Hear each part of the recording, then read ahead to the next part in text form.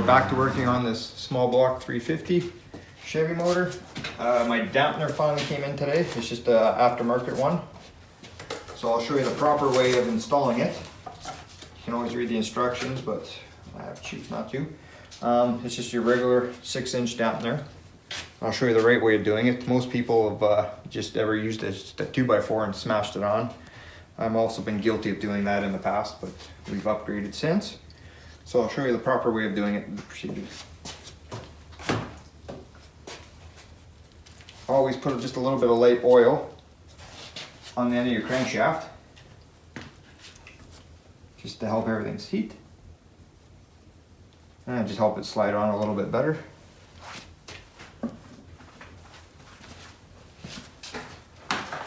And you'll notice too on the crankshaft there's always a keyway, so you have to make sure they're lined up. There. And this is the tool we'll be using.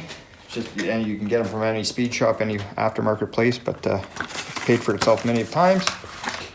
It's either for a small block Chevy or a big block Chevy, or probably Fords or Dodges.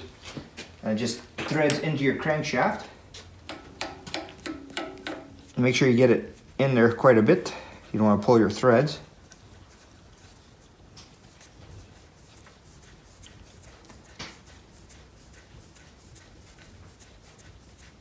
You can always hear it or feel it bottom out. Should be pretty good. And then you just use a wrench.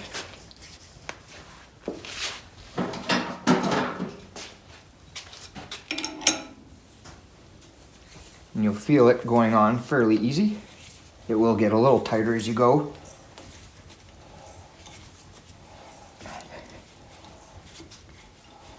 And eventually you will feel it bottom out.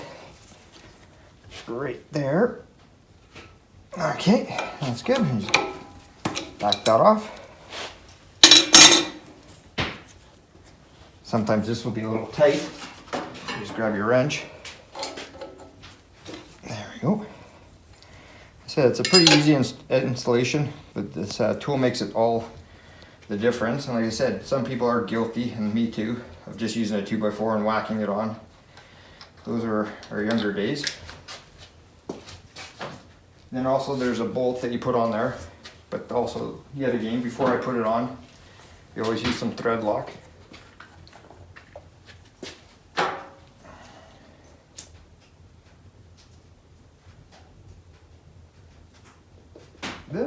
Way too much, but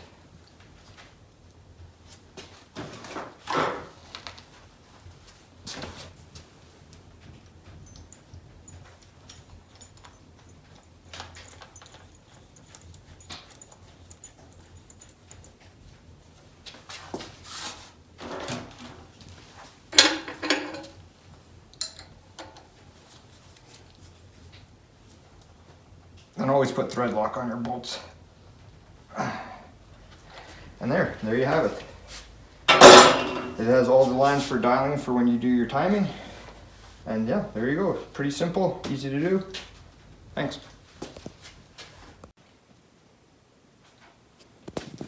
Okay, we're back to working on this Chevy small block 350. Bought new wires the other day. I was just trying to see where I'd have to trim them, but with these headers, I noticed that is too close, and these will end up burning out. But in the kit, they do give you 45-degree boots, so I'll just take these off, the ones that need cutting and changing.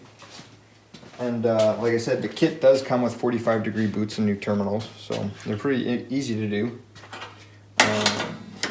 Just cut the straight boot off. And like I said, in these kits, they do give you lots of extra length, but do watch what you're doing, because it does suck if you are short. These are not the right pliers, but they actually do have a set of spark plug wires. I can't find mine for whatever reason, but so you just want to cut these. All right. So this may take a few attempts.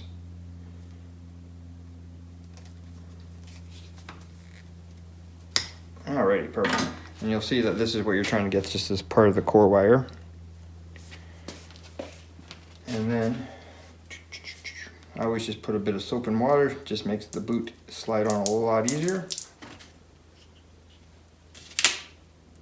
does make a little bit of a mess, but it's just soap and water. And you just slide it in. And yes, I've made the mistake of actually crimping the wires first and then realizing I forgot the boot. Just like that, you see it, and you just grab some needle nose pliers. It is kind of finicky, but there you go. And you pulled it through. And the funny thing with this MSD kit that we bought, it comes with a little crimper that you usually just stick in the vise and you crimp the ends on. Actually, the kit didn't have it for whatever reason, but luckily I had one still kicking around. So you kind of just put that in your vise. And these are the ends that you're using, little 45s. And the idea is to put that little guy just like that. And then you're gonna crimp it. I just always sort of start it a little bit because it's finicky with the crimp, especially doing it by yourself. Just kind of hold it. And you can see it does only really go one way. Just like that.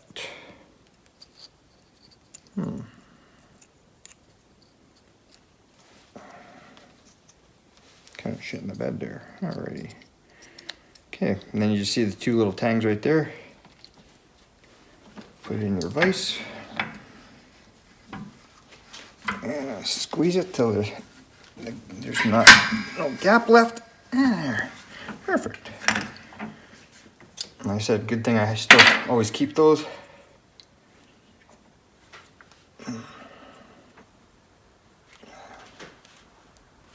Tight one. Perfect. There we go. And just throw a bit of water, soapy water. And make sure you twist that in the right way. Perfect. And that is where it's got to be. And you just click that guy on. Perfect. And you hear that snap, and then you can just reroute it. And we're back to working on Project 1952 Ford half-ton. We'll be showing you today how to put the engine and tranny together and mate them together. We just picked this up the other day from a local rebuilder, Turbo 350. It has a B&M shift kit in it. Everything's new inside, so it'll be perfectly fine for this application. Here's the B&M 2200 stall torque converter. So we'll be showing you how to actually properly install it into the transmission and fill it up with fluid. You always have to put fluid in before you install it, if not you'll burn out the torque converter. And we'll show you the proper torque specs of how to do everything. And we'll show you how to install the ring gear. And there's a proper way to do it. And we'll show you how to mount everything up properly, and we'll give you a step-by-step play. Just tapping the crank flange bolts out here so that we get a true torque reading on the bolts. We'll tap all those out, then we'll tap the bolts in the back of the bell housing so those bolts go in nice and easy. So it's an easy installation. Just running a tap through the bell housing bolts just to make sure the bolts go in nice and easy so nothing bad happens. And there you go.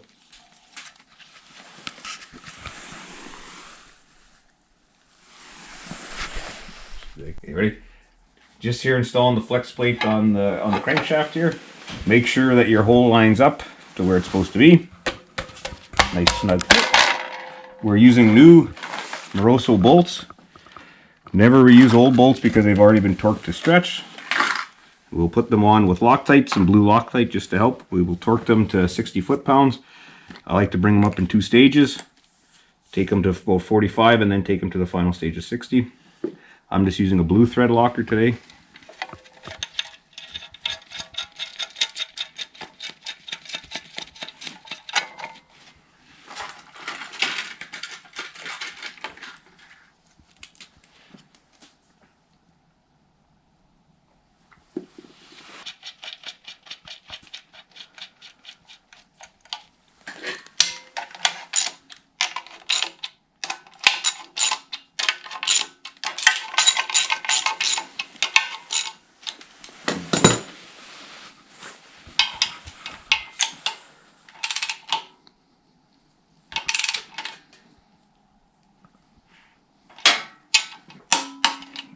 Now we'll set the torque wrench to 60.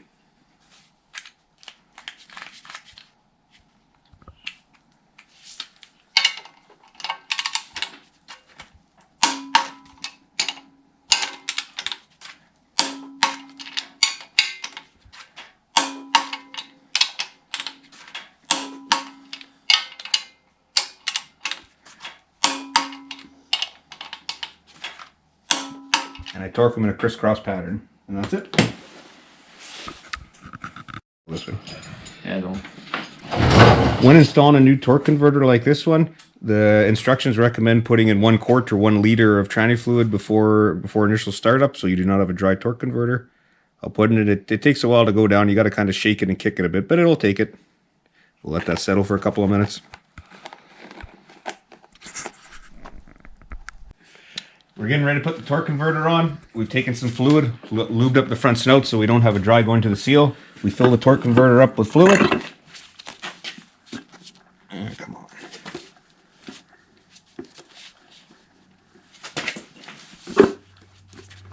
There's one. Oh, I hate doing this. There's 2. There's 3. Our torque converter is fully seated in the transmission now, ready to go.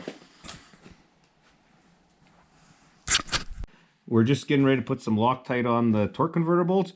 Be careful on these small block Chevys now, because this Reman one actually has metric bolts in it, opposed to the old ones that were all standard. They will be torqued to 35 foot-pounds. And away we go.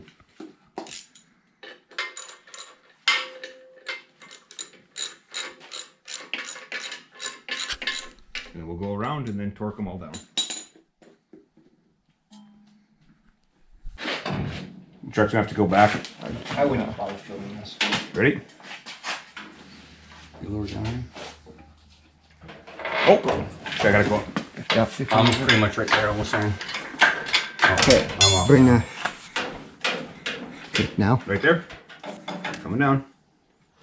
Okay. Bam. I just got you. Just gotta go with the school shoe. Yeah, we'll get this bolt in on this side and then go to the bolt. Where's the bolt? Right there. You gonna do that on it for me? I don't care. Also, This guy will up his you face. should mention too, it's easier to put a bolt in before the fuel pumps in. That's why I didn't put the fuel pump in. I gotta go up there. So in closing, this is what we did today on the 1952 Ford. As you can see, the motor and tranny is installed. This is basically where the cab is going to be sitting, and there's more than enough room for clearance for the distributor, so we got to time it. And the kit down is all done. It's all installed. Likewise with the tranny dipstick. So that was easy enough. It just took time. We started finishing up taking off all the old rubber around the window frame. There's still a little bit more, but it took about 5 or 6 attempts to get it off.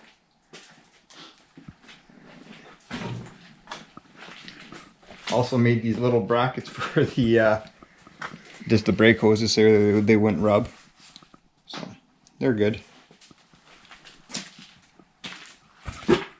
And just more body work back here. So it is coming down and it's starting to get a little straighter. In the next up in the coming weeks, we'll be taking the cab off and taking the chassis and putting it in cold storage, just to get it out here so we can start doing maybe put in sealer and start blocking this thing. Put a bunch of layers of high build on it, and so yeah. But we'll be taking a bit of time off because next week we're going to be doing the tranny in the 55 Chevy. So stay tuned and look forward to watching an episode of that. But in closing, this is what we got done today. We didn't get a heck of a lot done. Kind of stopped for a big golf run and everything else, but it's just one of those days. If you like what you see, please like and subscribe. Have a great day.